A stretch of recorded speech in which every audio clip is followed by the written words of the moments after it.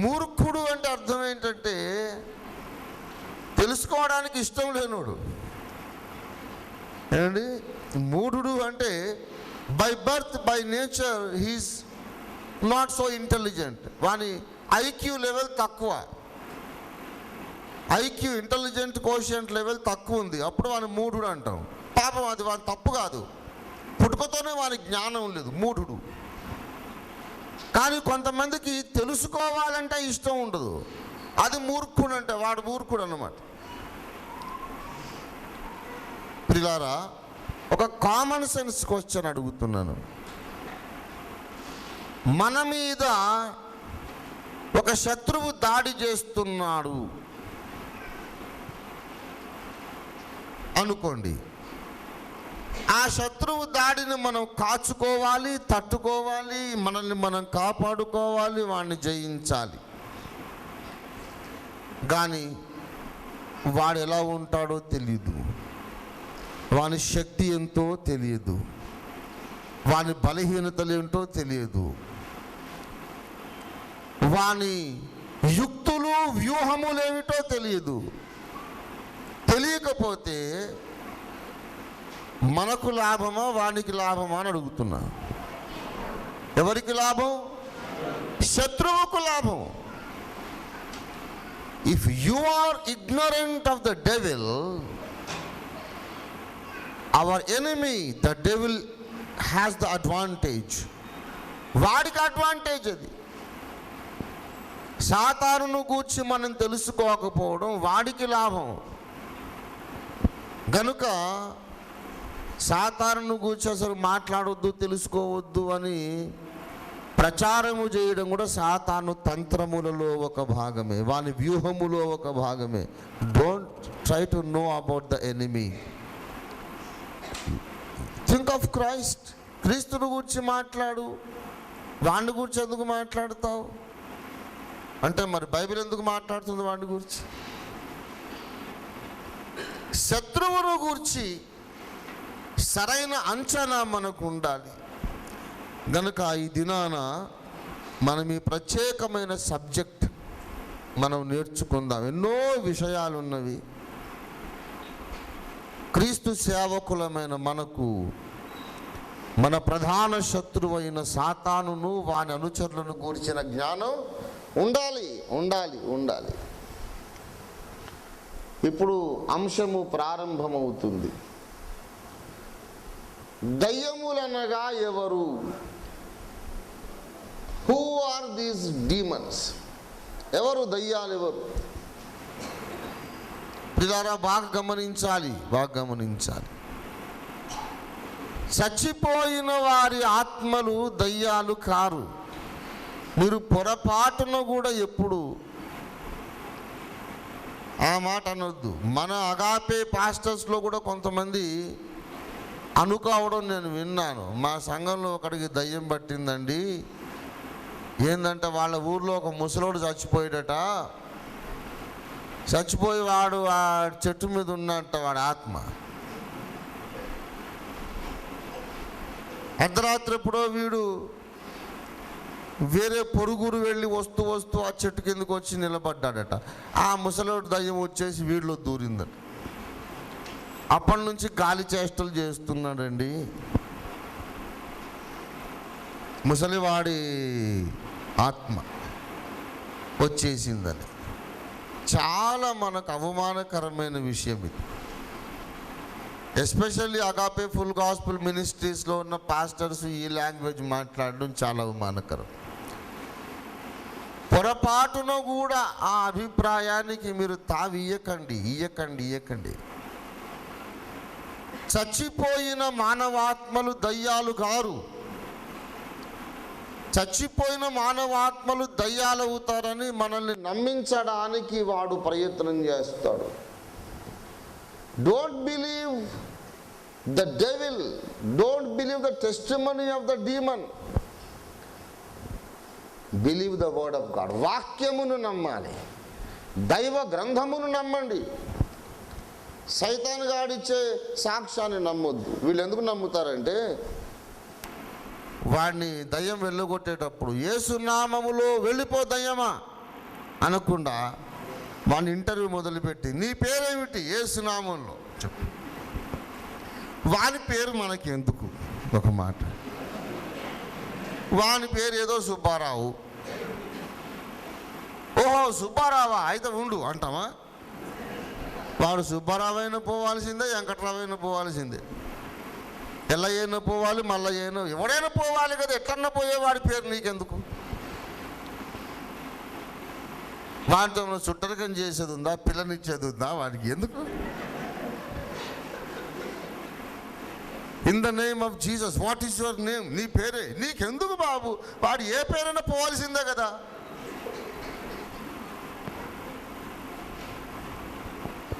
వాని పేరు అడగాలి, వీనికి ఇంట్రెస్ట్. వాడు లోపల కూర్చున్నోడు నీకంటే మహా చాలుగాడు. వాడు ఏం అమాయకుడు కాదు. నీలాంటి వాళ్ళు ఎంతోమందిని చూస్తుంటాడు వాడు కోట్ల సంవత్సరాల నుండి. ఆ లోపల కూర్చొని నవ్వుకుంటాడు, పేరు అడుగుతున్నాడు, చెప్పరా ఏదోటి. వాడు ఏదో చెప్తాడు. వాడు ఆది నుండి అబద్ధికుడు అనేది యేసయ్య చెప్పాడు. వాడి మాట నీకేం నమ్మకం? ఏదో ఒక పేరు చెప్తాడు, అది వాడు అసలు పేరు నీకేం నమ్మకం? వాడు మొదటి నుంచి అబద్ధికుడేనా? ఏదో ఒకటి చెప్తాడు. ఆహా అట్లనా, ఎందుకు వచ్చావు, ఎప్పుడు వచ్చావు, ఎలాగొచ్చావు అంటే అదంతా నీకెందుకు? వాడు ఎప్పుడు వచ్చినా ఎందుకు వచ్చినా ఉండాల్సినోడు కాదు, పోవాల్సినోడే కదా. ఎందుకు వచ్చారో పో యేసు నామంలో అని అనకుండా ఇక వాడితో వీడు ఇంటర్వ్యూ పెద్ద జర్నలిస్ట్ లాగా.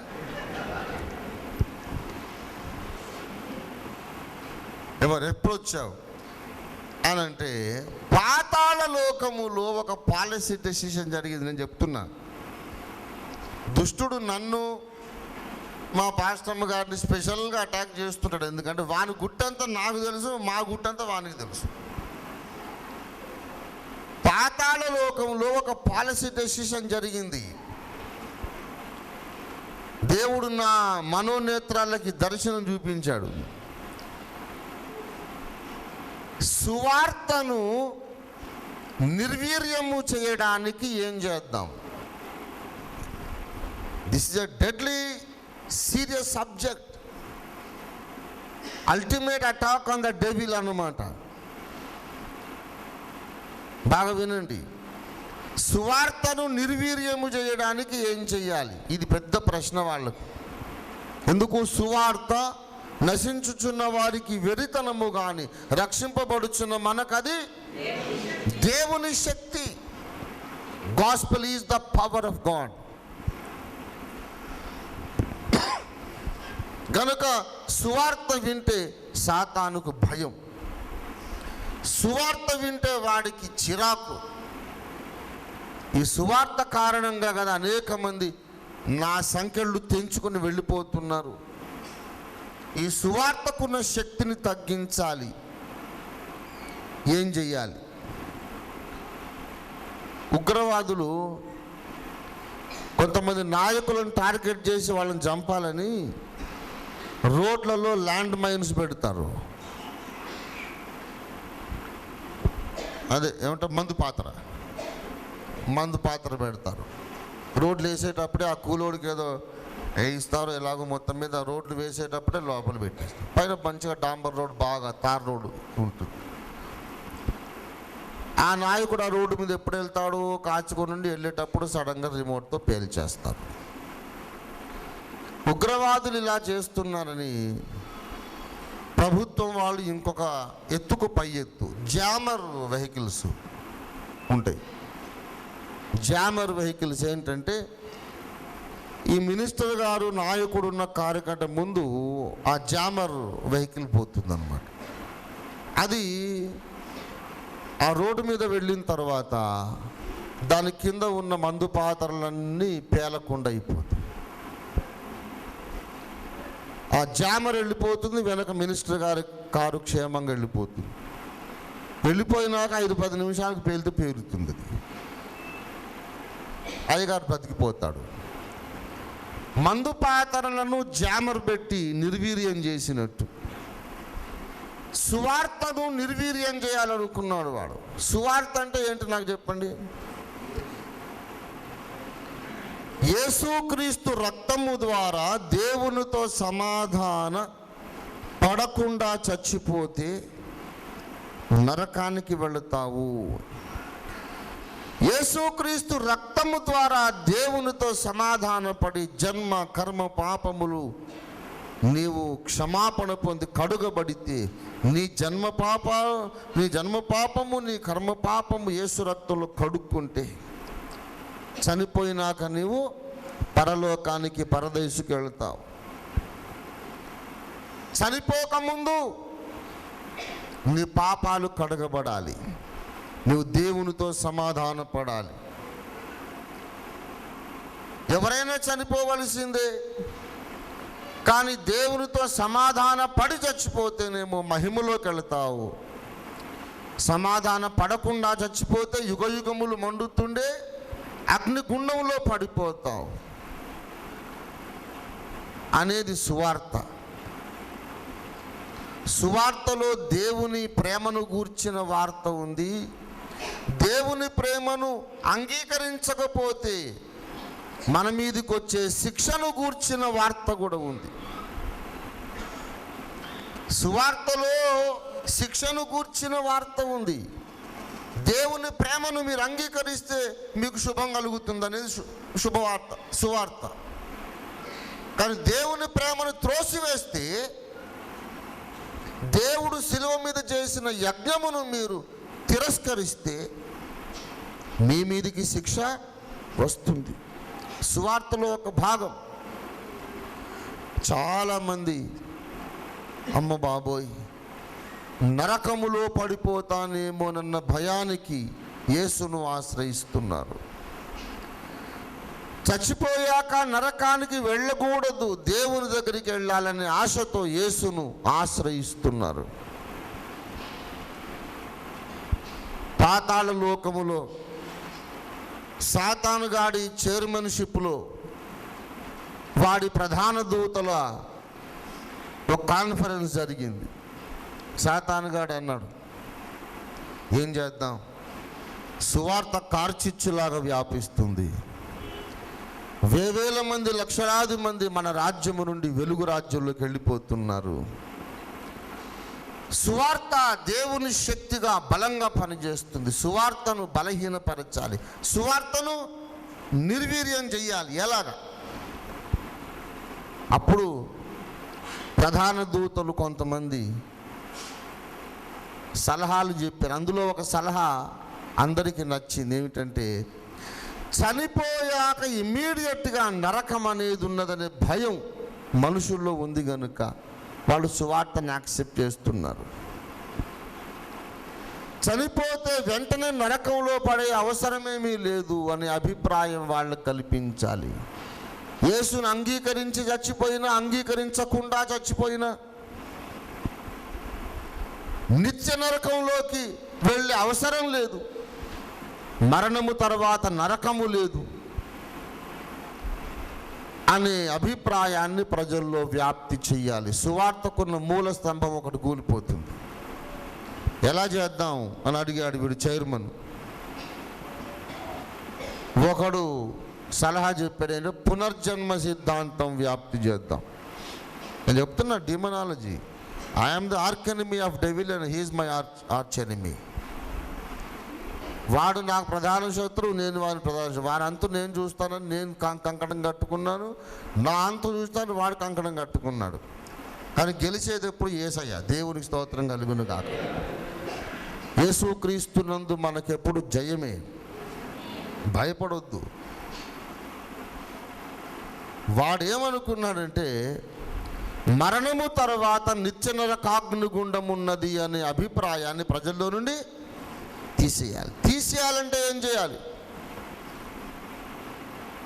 అంధకార రాజ్యాధిపతుల్లో ఒకడు ఒక సలహా చెప్పేది ఏంటంటే, సచ్చిన వాళ్ళు మళ్ళీ పుడుతూ ఉంటారు అనే పునరపి జననం, పునరపి మరణం. చావగానే ఉండేది అగ్నిగుండం కాదు, వాడు ఇంకోదటి పిల్లో కుక్కో ఏదో పుడతాడు వాడు. దానికి దయ్యాలన్నారు. అదెంత పని మహారాజా, ఎవిడెన్సులు మనమే పుట్టిస్తాం, ఆది నుంచి అబద్ధికులమేనైతే.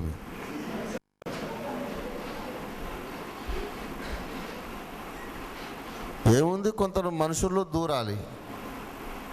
దూరి పూర్వజన్మలో నేను ఫలానా ఊర్లో ఫలానా వాడిని నేను చెప్పాలి. మనం దయ్యాలం అయితే మీ గాల్లో తిరుగుతున్నాము, చరిత్ర అంతా మనకు తెలుసు. ఫలానా ఊర్లో ఫలానా వాడు చచ్చిపోయాడు, వాని చరిత్ర మనకు తెలుసు. ఏదో ఒక మనిషి లోపల దూరి, చిన్న పిల్లోడు, 5 ఏళ్ళ పిల్లోడులో నేను ఎవరు అనుకున్నారు? ఫలానా ఊరి జమీందారును, ఫలానా వాళ్ళు నన్ను చంపేశారు, నేను మళ్ళీ పుట్టాను. మనం వెళ్ళి ఆ ఊరికి వెళ్ళి కనుక్కుంటే కరెక్ట్గా ఆ పేరు గల జమీందారు అలాగే చంపబడ్డాడు. అలాగ సన్నివేశాలు కొన్ని సృష్టిద్దాం, జనం నమ్మేస్తారు. ఓకే.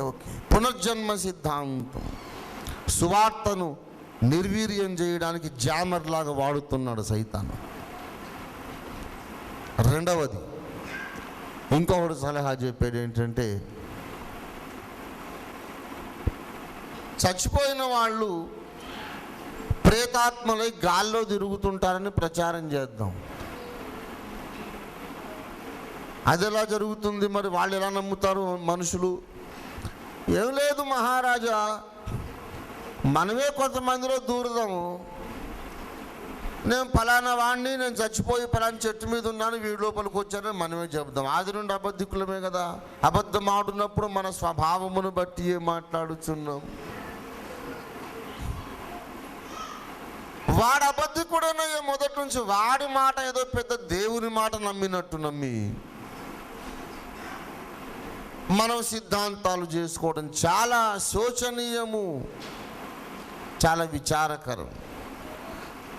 దయ్యం చెప్పే మాటలు నమ్మకండి, దేవుడు చెప్పే మాట నమ్మండి. మరణించిన మానవాత్మలు ఏమవుతారో మనకు తెలియజెప్పడానికే యేసయ్య లూకాసు వార్త